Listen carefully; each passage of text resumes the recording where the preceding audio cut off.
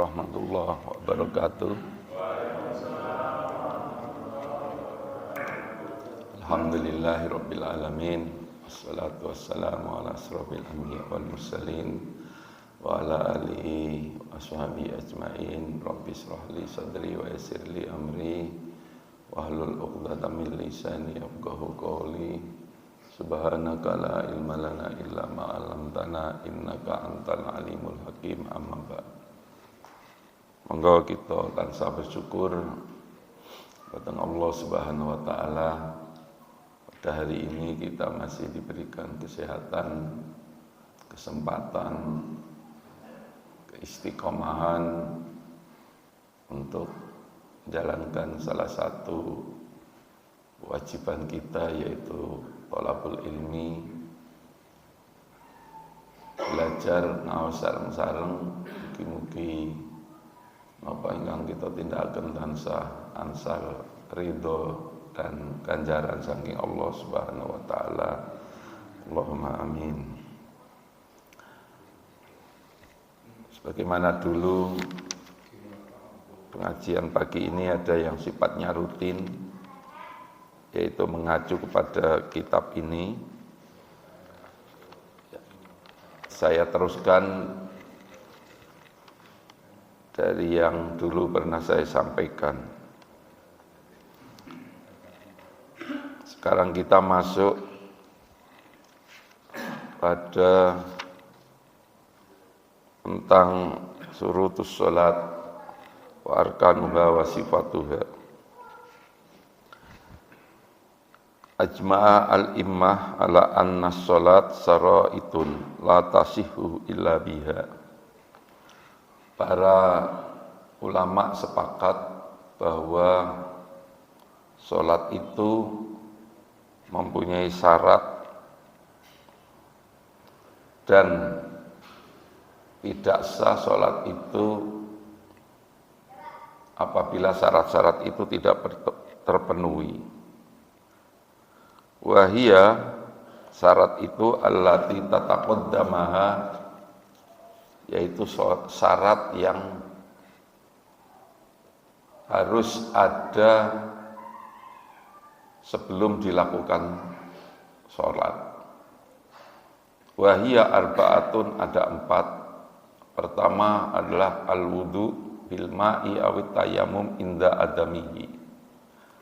Pertama adalah sebagaimana biasa melakukan wudu atau awit tayammumi inda adamihi, tayamum ketika tidak ada air. Jadi tayamum itu syaratnya kalau tidak ada air. Tapi kalau ada air itu tidak boleh tayamum.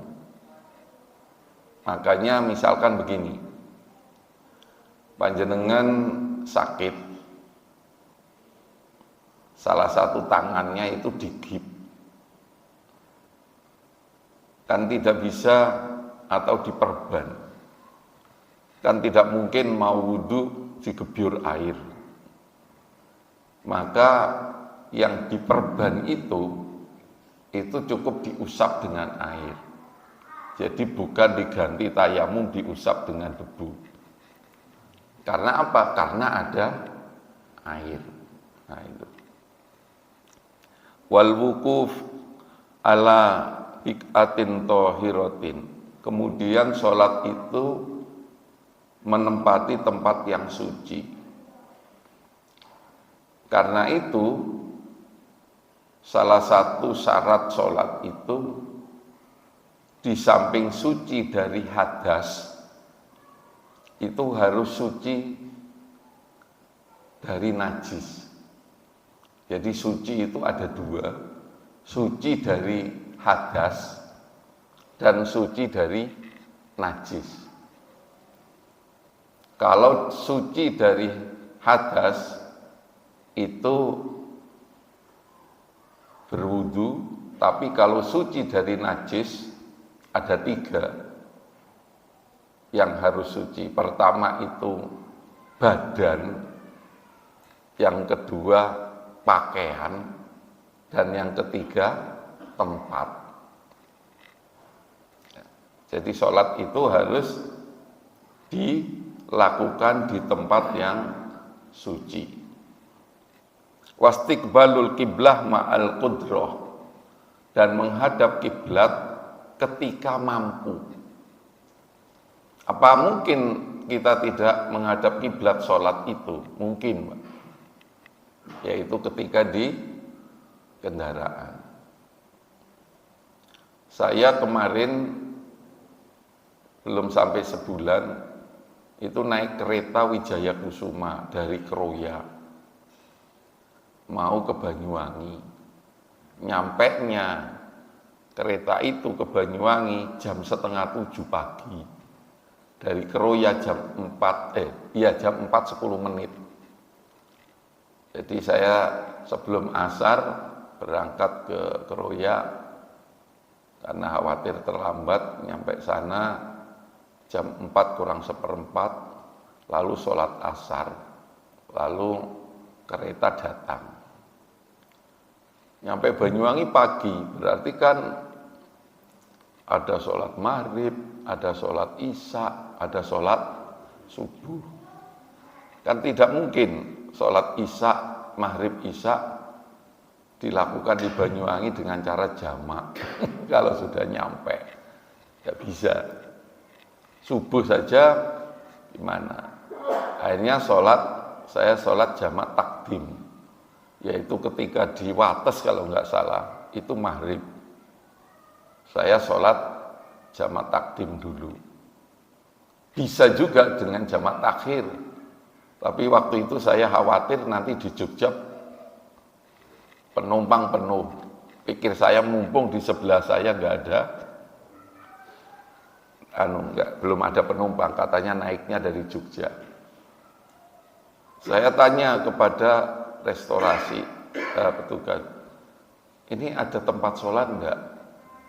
Enggak ada, Pak. Wah, saya jadi mikir ya. Kereta sebanyak ini gerbongnya dan penumpangnya kalau disensus mungkin juga banyak yang muslim. Dan kita berada di negara yang muslimnya terbesar di dunia.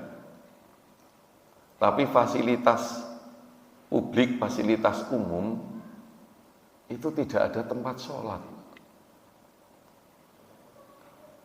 Tapi tempat makan ada, bagus.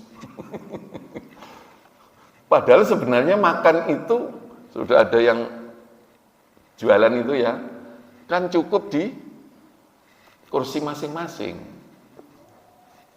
Ya, sekali kadang mikir, inilah pentingnya fal yughayyirhu biyadihi. Kita itu pentingnya berdakwah dengan kekuasaan. Karena itu Islam itu tidak mengharamkan berpolitik, asalkan nanti ketika kita sudah menjadi pejabat atau berkuasa begitu, maka kekuasaan kita itu antara lain untuk dakwah. Saya mikir guyonan gini ya, Pak. Wah, kalau saya jadi direktur PJKA membuat kebijakan, ya katakanlah ada satu gerbong yang agak pantas begitu untuk tempat sholat. Itu bagian dari dakwah sebenarnya. Saya pernah naik kereta api Bima, Pak. Itu dari sini kan malam, sampai Surabaya itu pagi. Kalau nggak salah itu Jombang itu diumumkan bapak-bapak, ibu-ibu yang mau sholat subuh sekarang sudah masuk waktunya subuh. Waktu itu kereta eksekutifnya itu ada tempat sholat. Tempat sholatnya itu ya Allah sempit itu, sempit banget. Ya paling hanya cukup 2 orang saja kayak itu. Tempat wudhunya nggak ada, tempat wudhunya di toilet masing-masing. Nah, di kereta itu ada WA, silakan memberikan masukan. Waktu itu saya WA memberikan masukan itu. Ya nggak tahu itu. Nah, suatu saat saya diundang halal bihalal di Daop 5 itu, di Jalan Merdeka, dekat Masjid Darussalam. Ketemu kepala Daop 5 itu ikut halal bihalal. Di samping saya duduknya, saya ngomong, Pak, ini harusnya kereta ini sekarang kan sudah maju. Ya, harusnya ya ada tempat sholat yang representatif gitu lah kira-kira. Ya. Lah terus saya sholat jamaah takdim dengan isya di jamaah takdim di waktu maghrib. Ya, karena keretanya kan jalannya ke timur, Pak. Semua kursi dihadapkan ke timur. Ya saya ya sholat, tapi menghadapnya ke timur. Ini maksud saya menerangkan ma'al qudroh itu. Istiqbalul qiblah ma'al qudroh. Jadi sholat itu dilakukan harus dengan menghadap kiblat ma'al qudroh. Ada embel-embel ketika mampu. Tapi ketika tidak mampu ya sebisanya. Sering saya melakukan itu. Pernah naik bis, ada acara di Jogja jam 8. Bis efisiensi itu trip pertama itu jam 3. Ya. Saya naik yang berangkat jam pertama itu, tapi dari rumah sudah wudhu. Subuhnya sekitar di Kebumen apa ya. Ya saya sholat. Ya sholatnya ya di tempat duduk itu. Menghadap ke timur kan, bisnya jalannya ke timur. Ya, seperti itu. Wal ilmu bidukhulil waqti biyaqinin. Selanjutnya adalah mengerti dengan masuknya waktu secara yakin. Saya pikir sekarang untuk waktu ini kita punya HP lah ya. Begitu maghrib daerah Purwokerto pasti langsung muncul. Itu yang kita jadikan patokan. Jangan tidak yakin. Karena begini, ada juga yang waktu ini menyepelekan. Mau pergi ke stasiun. Lah, ini kurang sidik, kurang apa-apa lah, saya sholat sih. Ya nggak bisa. Belum masuk waktunya, keburu-buru, kurang sidik, kurang apa-apa, ya sholat sih. Ya, itu nggak bisa, harus yakin.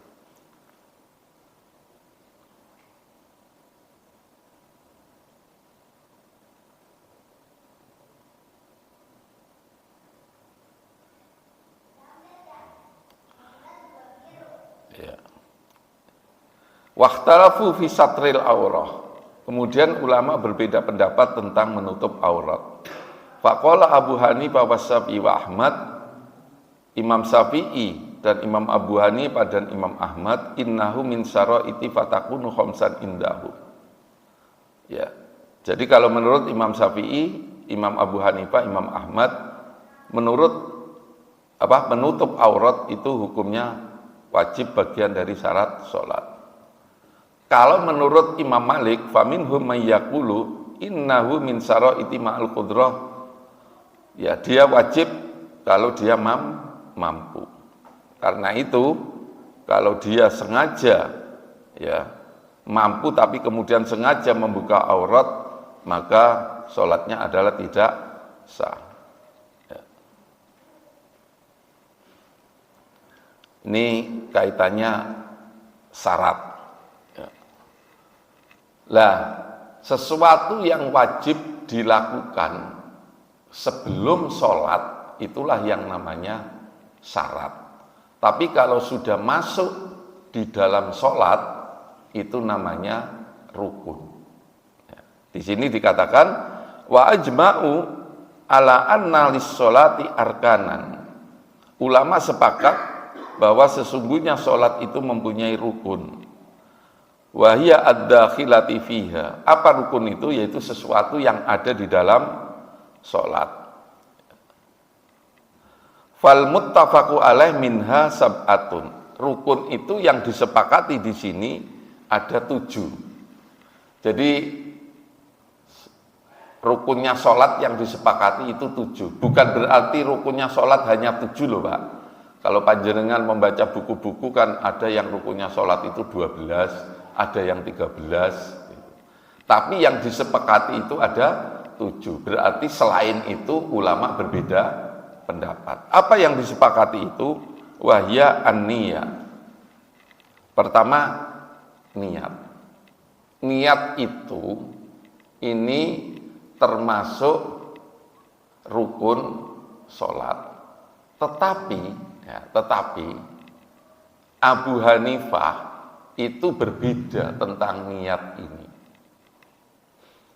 Kalau menurut Imam Abu Hanifah, niat itu bisa dilakukan sebelum sholat. Misalkan panjenengan dari rumah ke sini, saya tak niat sholat subuh. Nanti nyampe sini itu tinggal takbir. Itu di kalangan mazhab Abu Hanifah ada yang memperbolehkan semacam itu. Tetapi kebanyakan ulama niat itu masuk dalam sholat. Artinya ketika panjenengan Allahu Akbar, disitulah niat. Makanya kalau ada orang datang sholat langsung takbir, ya, itu menurut Imam Abu Hanifah niat itu boleh dipasang, dikerentekkan sebelum sholat. Tapi kalau madhab yang lain itu harus pada waktu sholat, karena niat itu rukun ada di dalam sholat. Sehingga ketika sholat itu dilakukan, disitulah niat. Kapan sholat itu dilakukan? Yaitu pada waktu takbir. Wa takbiratul ihram. Kemudian takbiratul ihram. Jadi takbiratul ihram itu wajib, rukun yang harus dilakukan. Lah, apakah membaca takbiratul ihram itu harus Allahu Akbar? Nah, itu nanti di belakang ada. Macam-macam pendapatnya. Ada yang cukup Allah saja. Ada yang akbar itu tidak harus pakai kata-kata akbar, tapi bisa a'zam atau al-azim, karena maknanya sama. Ya macam-macam. Ya. Yang ini mungkin jarang kita dengar. Ternyata di kalangan mazhab ulama itu pendapatnya macam-macam. Wa takbiratul ihram wal qiyamu ma'al qudrah. Berdiri ketika mampu. Mampu kita harus berdiri. Kalau tidak kuat ya duduk. Kalau tidak kuat ya berbaring. Nah, itu. Wal qiraah dan membaca. Jadi membaca itu termasuk rukun sholat. Apa itu yang dibaca? Fatihah. Jadi ini disepakati dulu, Fatihah. Jadi Fatihah, maksudnya qiraah itu apa Pak? Fatihah itu tidak boleh dibatin, gitu loh. Namanya membaca itu harus bergerak mulut. Itu membaca. Bahkan kalau di dalam kitab-kitab yang lebih rinci, paling tidak membaca itu didengar oleh dirinya sendiri. Artinya bersuara. Apakah kita ketika makmum itu harus membaca? Nanti di belakang ada perbedaan. Ada yang mengatakan kalau makmum itu tidak usah karena bacaannya sudah ada pada imam. Ya, itu yang membebaskan ada. Tapi ada yang membaca Fatihah itu cukup di rakaat-rakaat yang pelan.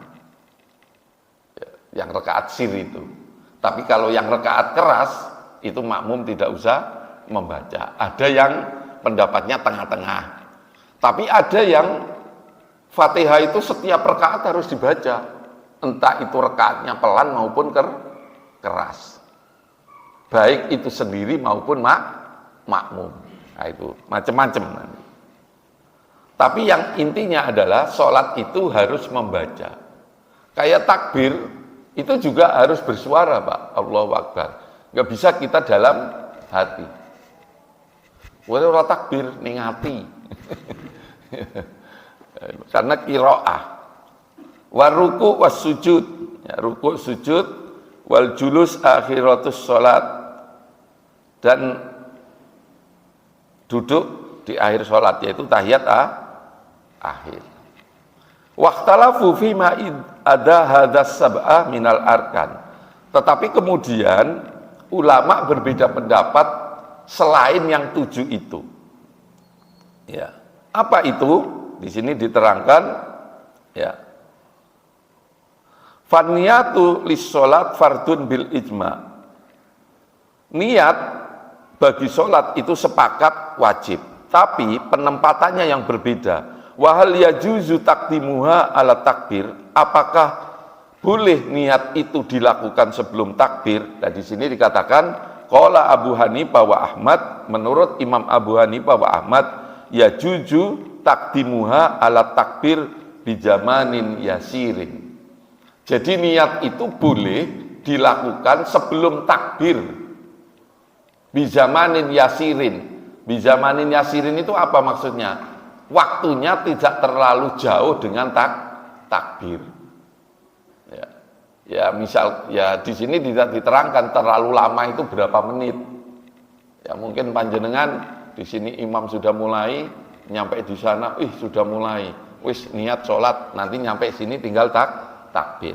Itu menurut Imam Abu Hanifah dan Imam Ahmad. Wa qala Malik was Syafi'i yang yajibu an takuna muqarranata lit takbir la qablahu wala ba'dahu. Kalau menurut Imam Ahmad, Imam Malik dan Imam Syafi'i, niat itu harus muqarrana di takbiratul ihram. Harus dibarengkan dengan takbiratul ihram. La qablahu wala ba'dahu. Tidak boleh sebelum dan tidak boleh sesudah. Itu menurut Malik dan Syafi'i.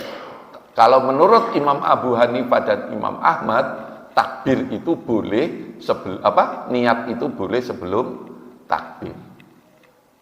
Nah, monggo niki. Nah, ini pentingnya. Ya.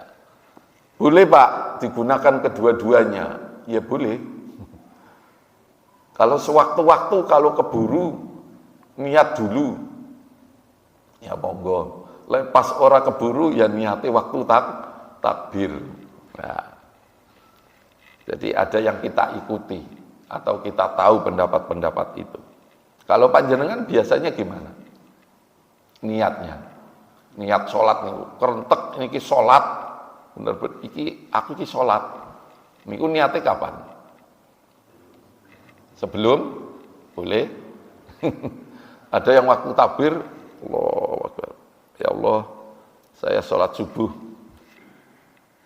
Makanya kan kadang-kadang ada orang yang takbiri tenanan gitu. Allah, itu berarti niat. Ada yang teko, Allahu Akbar. Ya niate ning ati sadurunge. Ya. Ya, monggo. Tapi yang jelas ini sama, dua imam berpendapat boleh, dua imam berpendapat harus disamakan dengan takbir. Ya.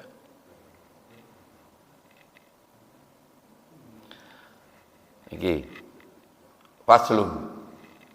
Wattafaqu ala anna takbiratal ihram min furudis salat wa annaha la tasyu illa bilabtin. Nah niki. Salat takbiratul ihram itu tidak sah kecuali dengan melafadzkan. Artinya tidak cukup dengan hati, harus bergerak mulut. Allahu Akbar. Ya. La tasihu illa bilabtin. Ulama sepakat tidak boleh sholat itu takbirnya kecuali dengan dilafadzkan. Artinya tidak boleh hanya di hati. Ya, itu mengenai takbir. Wattafaqu ala in iqadil ihram biqauli musolli Allahu Akbar. Jadi ulama sepakat bahwa sahnya takbir itu yaitu membaca lafaz Allahu Akbar. Wa hal yakumu ghairuhu maqamahu, apakah boleh lafaz takbir itu tidak Allahu Akbar? Wa qala Abu Hanifah. Abu Hanifah mengatakan boleh. Bahkan Abu Hanifah di sini mengatakan boleh Allah itu tok. Atau diganti. Di sini dikatakan sebentar ya. Waqala Abu Hanifah yang penting dengan lafadz jalalah, yaitu misalkan Allahul Azim. Karena Allah itu agung. Sama dengan Allah itu akbar. Itu logikanya Imam Abu Hanifah. Hanya Imam Abu Hanifah. Memang Imam Abu Hanifah ini kan terkenal madhab yang dominasinya pakai ro'yu, pakai akal. Ya kalau mengatakan Allahu Akbar boleh, ngapain juga Allahul Azim tidak boleh, kan sama saja. Gitu kira-kira. Ya. Tapi kalau imam lain, ya Nabi begitu, ya harus begitu. Allahu Akbar.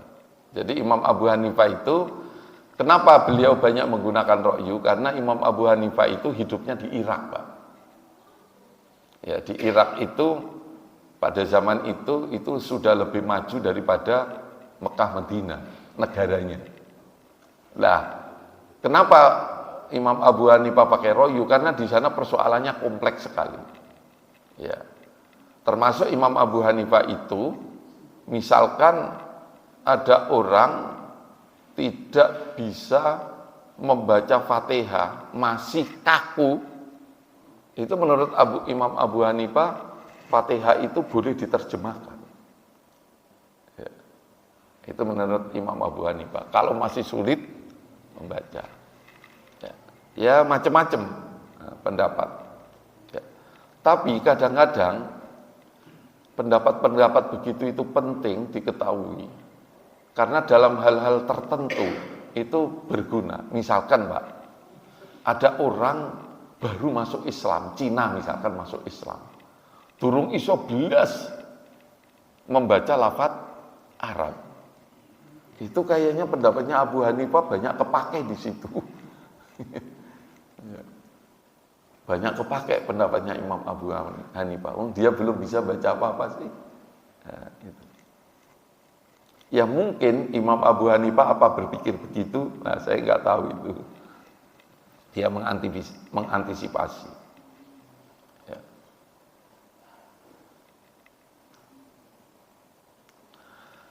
Wa qala As-Syafi'i tan'aqidu biqauli Allahu Akbar. Wa qala Malik wa Ahmad la tan'aqidu illa biqauli Allahu Akbar. Kalau tiga imam, yaitu Syafi'i, Ahmad, dan Malik, itu sepakat bahwa takbir itu hanya menggunakan lafadz Allahu Akbar. Hanya menggunakan lafadz Allahu Akbar. Tidak boleh diganti. Itu madhab tiga. Tapi kalau menurut madhab Imam Abu Hanifah, itu boleh. Ya. Niki kaitannya dengan masalah niat dan takbir, perbedaan di kalangan para ulama. Ini saya ringkaskan.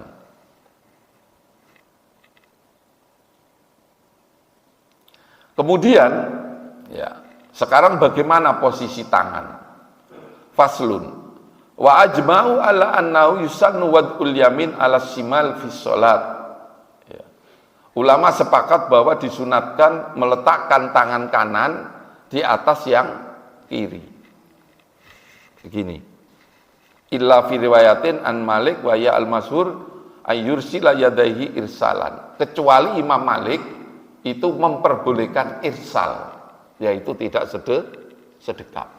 Tapi kalau Imam 3 setelah takbir itu disunatkan meletakkan tangan kanan di atas tangan kiri. Tapi kalau Imam Malik itu diperbolehkan irsal. Irsal itu melepas.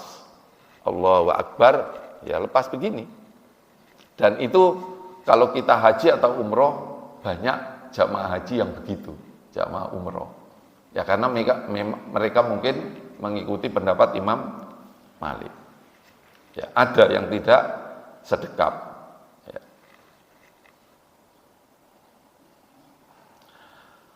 Waqtalafu fi mahalli wad'il yadaini. Ulama berbeda pendapat tentang tempat meletakkan kedua tangan.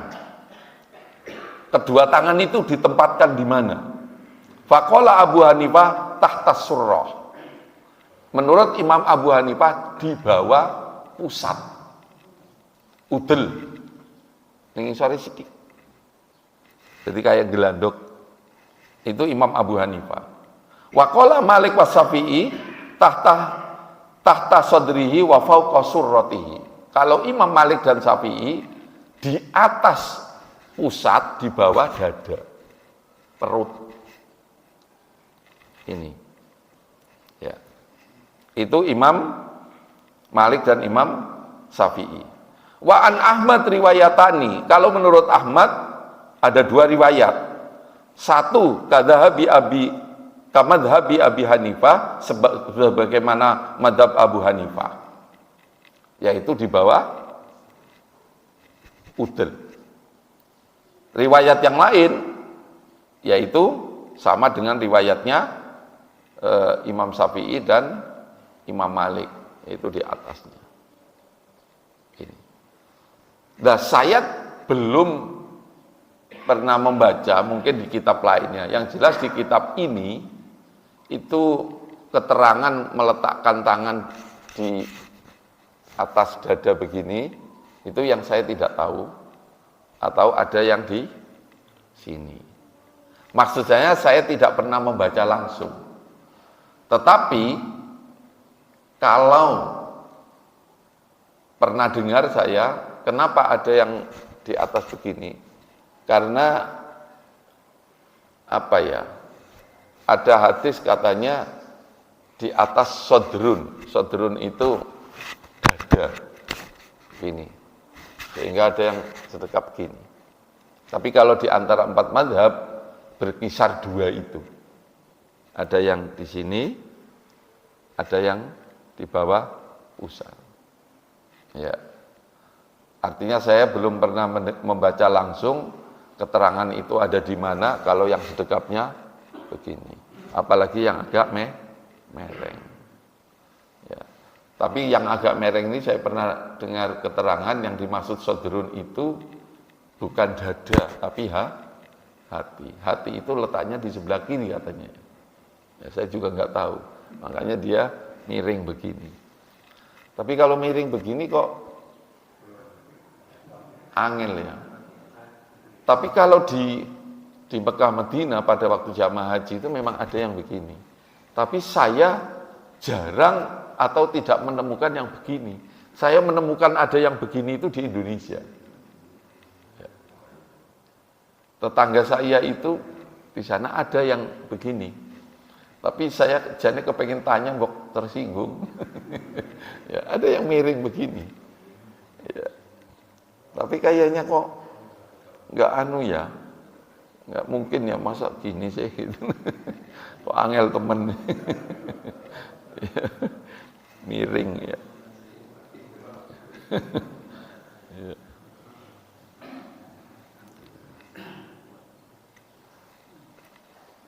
Nah, ini. Kemudian selanjutnya wattafaqu ats-tsalasa ala anna du'a al-istiftah fi shalah masnunun. Ulama 3 madhab ya selain Malik itu sepakat bahwa membaca doa iftitah fi shalat itu masnunun, disunahkan. Jadi bacaan doa iftitah itu hukumnya sunnah. Karena itu ya menurut saya ya nggak usah terlalu diperdebatkan doa iftitahnya Allahumma ba'id baini atau Allahu akbar kabira. Wong tidak baca saja tidak apa-apa. Kan ngoten nggih. Ya. Ya. Itu memang riwayat doa iftitah itu banyak sekali, tidak hanya 2. Lebih dari itu. Ya. Cuman yang di Indonesia kebanyakan 2 ini.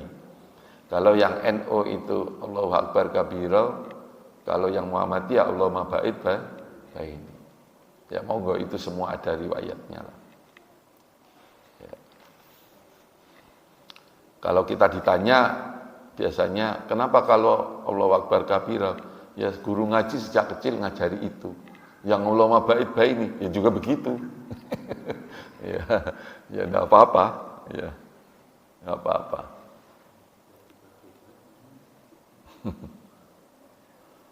Nah ini, waqala Malik laisa bisunnatin. Imam Malik mengatakan doa iftitah itu tidak sunnah. Bal yukabbiru wa yaftatihu al-qiraah. Kalau menurut Malik setelah takbir ya langsung membaca Fatihah. Itu Malik. Ya. Ngikuti Malik saja biar nggak ruwet ya. Biar nggak usah. Ya.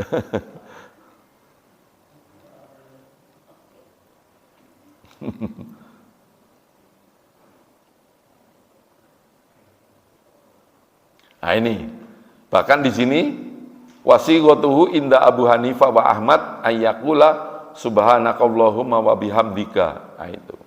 Kalau wasighatuhu inda Syafi'i ini wajah tu wajhiyah. Nah itu. Itu Syafi'i. Orang NU kebanyakan mengikuti Syafi'i, maka apa namanya? Doa iftitahnya seperti itu. Ya, kalau yang Muhammadiyah biasanya tidak mengikuti Syafi'i, maka doa iftitahnya tidak ini wajatu itu. Karena itu, karena sama-sama juga mengikuti imam, ya nggak usah saling ya, mempermasalahkan, kan begitu kan? Ya, sama-sama ada yang diikuti. Ya. Enak bukan? Ya, enak. Yang penting sholat. Ya.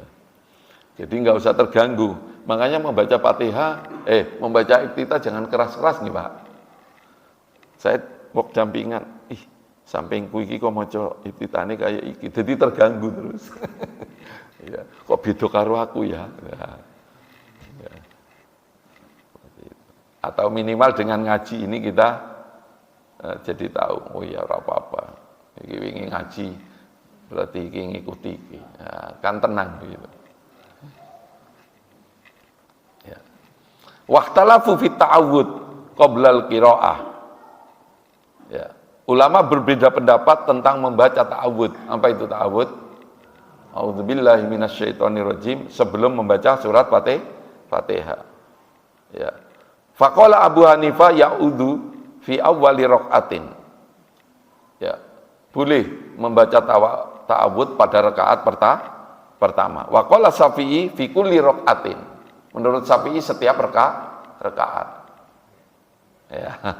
Wa qala Malik la yata'awwadu bil maktuba wa uqiya anin Nakhai wa Ibnu Sirin anna tawawud ba'dal qiraah. Ya. Kalau menurut Imam Malik enggak ada ya hukum membaca ta'awud.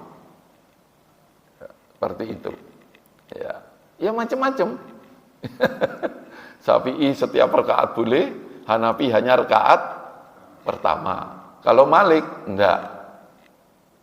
Jangankan ta'awud, Malik itu membaca Fatihah, memakai basmalah saja itu enggak, Malik enggak. Ya. Kalau Hanafi pelan. Kalau Syafi'i keras. Kalau Malik enggak ada tuntunan membaca bismillah. Pokoknya Allahu Akbar langsung alhamdulillah. Ya. Dan itu macam-macamnya seperti itu. Ya. Ngaten nggih? Ini yang rutinan, Pak. 5-20. Yang 10 menit atau 15 menit untuk yang tematik. Ya. Nanti saya paling lambat 5:30 kelewat 5 atau kelewat 10 langsung Pak Subur. Karena jam 6 ada pengajian agak jauh di Patik Raja, daripada saya ngebut nanti. Dan di sana itu disiplin banget Pak. Pokoknya jam 7 harus Pak. Selesainya juga begitu. Jam 6. Selesainya jam 7. Kalau ada orang tanya, di stop oleh panitianya. Udah jam 7 selesai. Ya kayak militer gitu. Ya. Oke, saniki yang tematik Pak. Tematik. Ini oleh-oleh cerita, tapi ceritanya bukan cerita dongeng ya Pak ya. Ini cerita keagamaan yang menurut kita penting. Saya tanggal 17 September itu ke Korea karena ada tugas melaksanakan penelitian di KMF namanya, Korea Muslim Federasi. Di kota Seoul itu ada masjid terbesar di kota itu. Disitulah ada organisasi kantornya, di situ KMF itu, Korea Muslim Federasi. Nah, Korea Muslim Federasi itu mengeluarkan buletin setiap Jumat yang isinya itu ada fatwa, ada teks khutbah, dan berita-berita Islam di Korea. Ya. Saya meneliti buletin-buletin itu, lalu kemudian meneliti tentang teks khutbah, apakah memang teks khutbah ini dilakukan pada setiap khutbah. Karena itu saya ke sana harus menangi hari Jumat, karena saya meneliti tentang pelaksanaan sholat Jumat juga. Saya rekam semuanya, saya video. Ya, saya datang hari Kamis, Jumatnya saya penelitian di situ. Ketemu juga dengan imam muslimnya di Korea. Terus satunya ada ketua lembaga dakwahnya orang Turki. Imamnya ini dulu belajarnya di Madinah. Ya, itu. Ada beberapa menurut saya begini, Pak. Menurut saya, dulu kan pernah ada statement begini, saya lupa yang mengeluarkan statement, kalau enggak Muhammad Abduh Iqbal, Muhammad Iqbal yang Mesir. Pada waktu dia itu keliling Eropa, kemudian memunculkan statement begini, dalam beberapa hal kehidupan di negara-negara yang non-muslim itu Islam, ajaran Islam terimplementasikan di sana. Sekali lagi, ajaran Islam itu terpraktekkan di negara-negara itu. Ya mereka tidak tahu bahwa itu ajaran Islam. Nah, pada waktu yang sama, di tahun yang sama, bulan yang sama, saya ke Mesir. Tapi tahun 2024. Ya sedikit membandingkanlah kehidupan di kota Kairo ya, dengan di kota Seoul. Di kota Seoul itu, Pak, itu di sana jarang sekali petugas kebersihan, baik itu di kota, di jalan maupun di stasiun. Kenapa tidak ada petugas kebersihan? Karena memang tidak ada yang dibersihkan. Ya. Kenapa tidak ada yang dibersihkan? Karena tidak ada yang mengotori. Nah itu.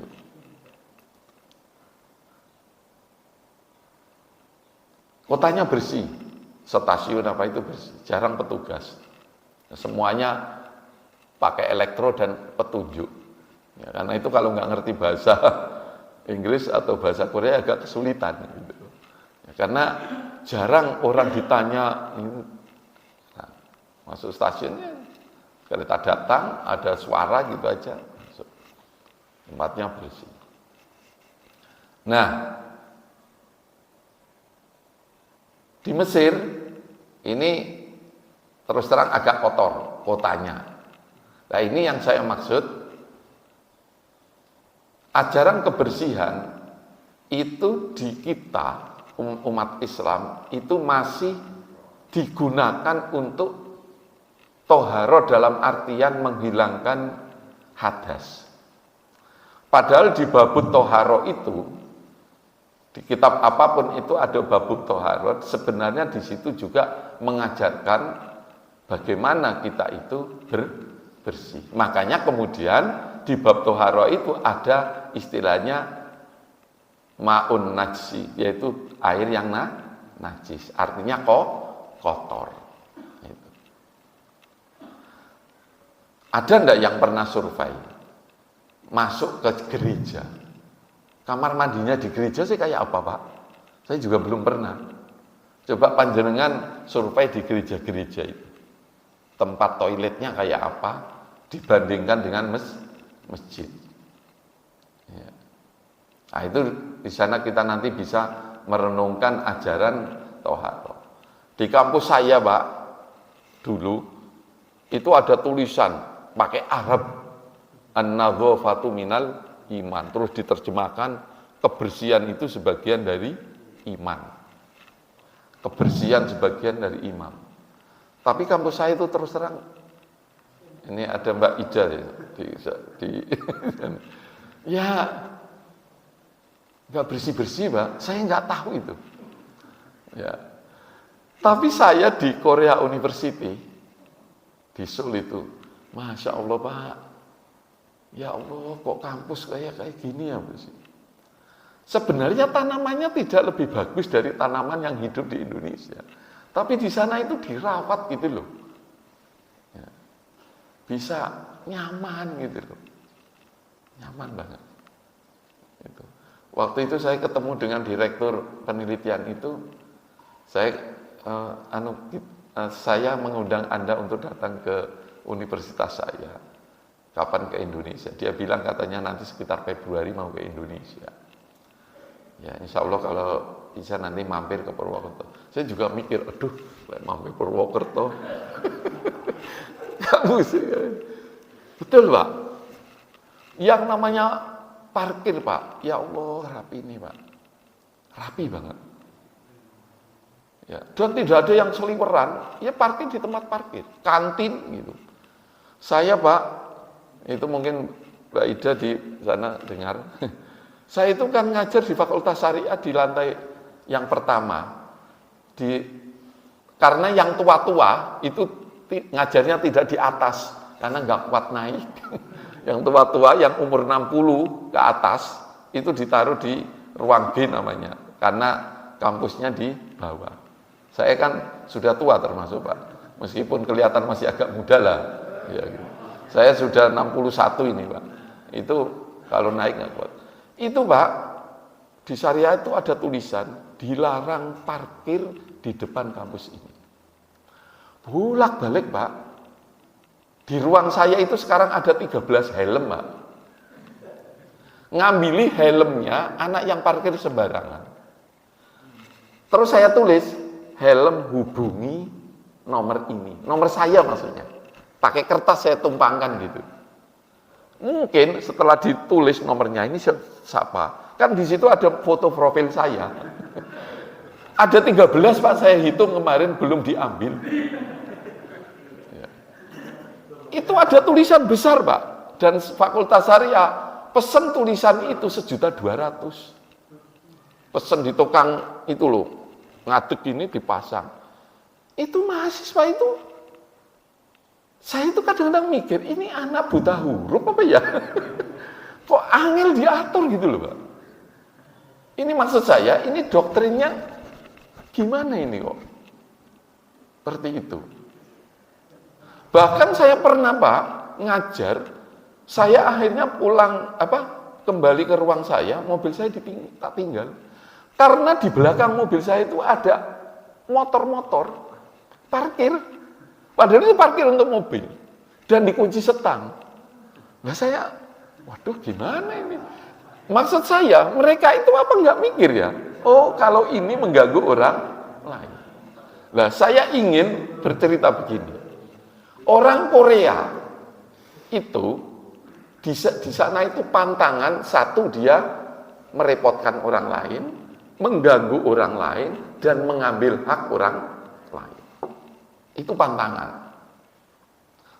Tapi ada kelemahannya, Pak, nanti di sana. Ini yang perlu kita renungkan. Saya ketemu orang Indonesia, Pak. Ya, pekerja di sana. ternyata kerja di sana gajinya besar, Pak. Ya. Ada yang sudah profesional itu, dia bilang 65 sampai 70 juta per bulan. Wah, berapa kali lipatnya profesor di Indonesia, Pak. Iya. Paling rendah itu 22 juta, Pak. Itu. Ya meskipun biaya makan, saya sekali makan paling tidak 200.000 sekali makan. Berarti sedino 600.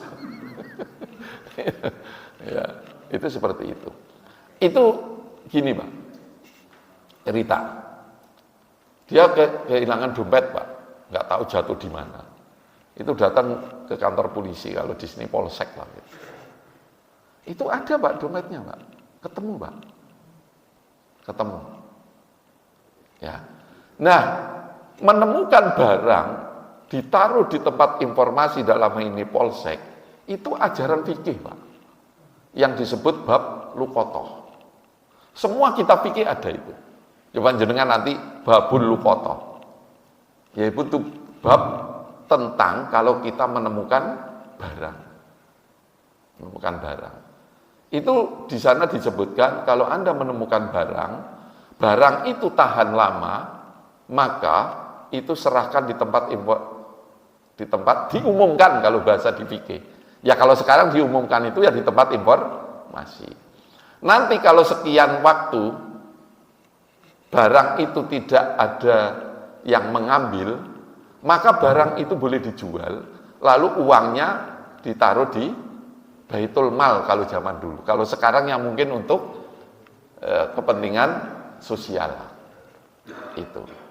Kalau menemu makanan itu boleh dimakan, Pak. Kalau makanan itu tidak tahan. Tapi diumumkan tetap. Nanti kalau ada yang punya barang itu nyari, maka yang kita makan itu kita ganti sesuai harganya. Sampai begitu itu fikih loh, Pak. Ya. Artinya kita menemu barang itu tidak boleh kita anggap rezeki, Pak. Kalau kita kan, alhamdulillah nemu dompet. Rezeki nggak boleh, Pak. Itu yang begitu-begitu itu di Korea aman. Ada cerita lagi, katanya mau naik kereta, duduk, begitu kereta datang, kameranya ketinggalan, itu aman, Pak. Mesti ada di tempat informasi. Karena bagi orang sana, mengambil barang orang lain itu hina gitu loh. Nah, itu seperti itu. Lah di Indonesia, kapan begitu kira-kira? Ya. Bahkan lebih aneh lagi, Pak. Ya, pada waktu haji itu kan banyak orang yang dompetnya hilang, Pak. Dan hilangnya di masjid loh, Pak. Di sekitar Masjidil Haram. Tapi nggak pernah ketemu, Pak. Ya, saya juga kadang-kadang mikir, mungkin Masjidil Haram ini Pak, waduh haji kabeh. Ya. Nah, karena gini, Pak, saya itu jadi petugas haji, pernah jadi petugas haji non-kloter, Pak. Itu petugas haji itu banyak sekali menemukan barang. Nanti dikumpulkan pada waktu mau pulang itu dibagi. Yang ada KTP-nya Jawa Tengah diserahkan ke petugas Jawa Tengah. Saya waktu itu mendapatkan sekitar 10 lebih dompet, Pak. Ada orang Pati, orang Rembang, dompet. Itu udah gak ada uangnya. Yang ada hanya KTP. Saya kirimkan lewat pos. Ya. Itu yang saya maksud seperti itu. Ini kok kontras ya. Seperti itu.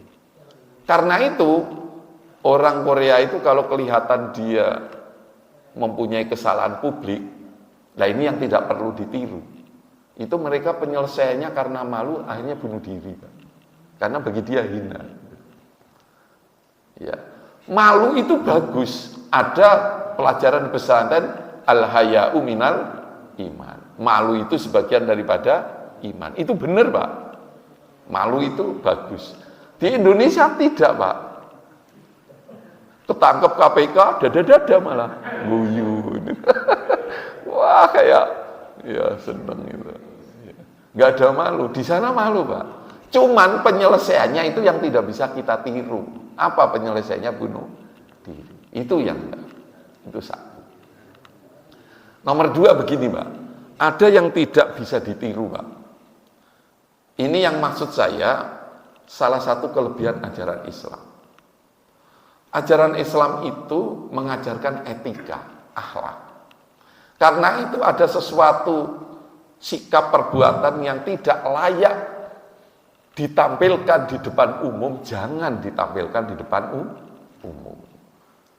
Tapi kalau orang sana, itu pedomannya satu itu. Yang penting saya tidak merugikan orang lain, tidak mengganggu orang lain, tidak mengambil hak orang lain.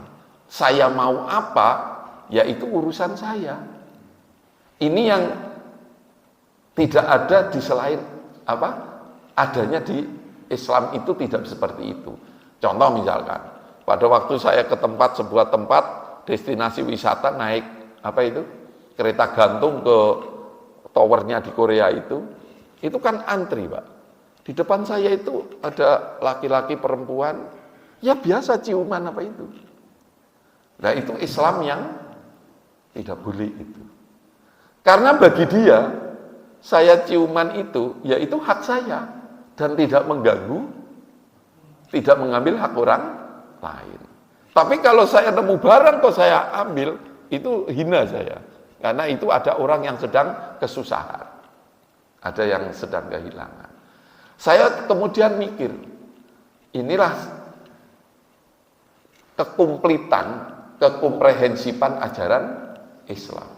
Andaikan yang prinsip yang ini tadi juga itu kita ambil dan itu memang ajaran Islam, lalu kita yang sifatnya etika ini juga kita terapkan, waduh, Islam itu sangat indah, rapi.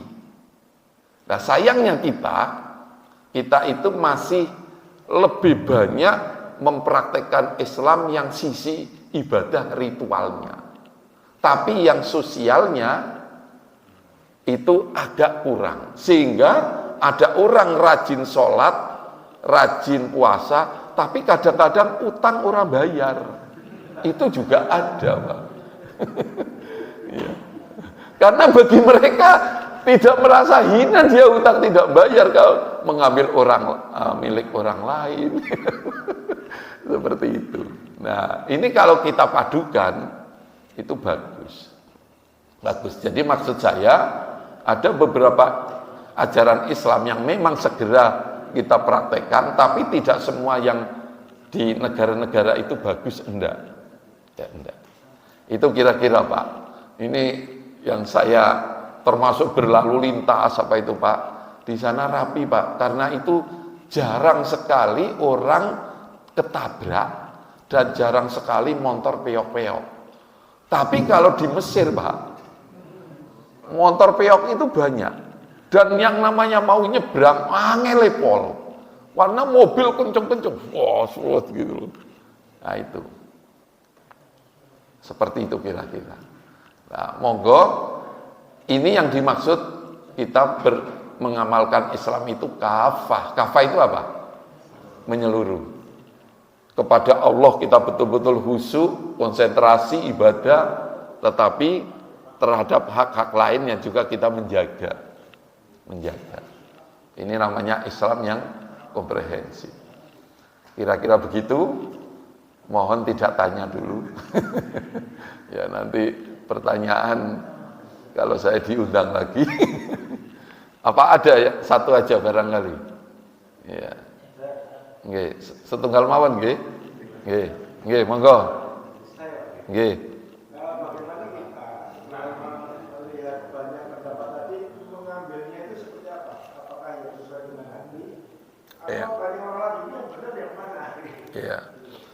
Ya, jangan Pak, jangan mengatakan ini yang benar yang mana, ya nggak ketemu.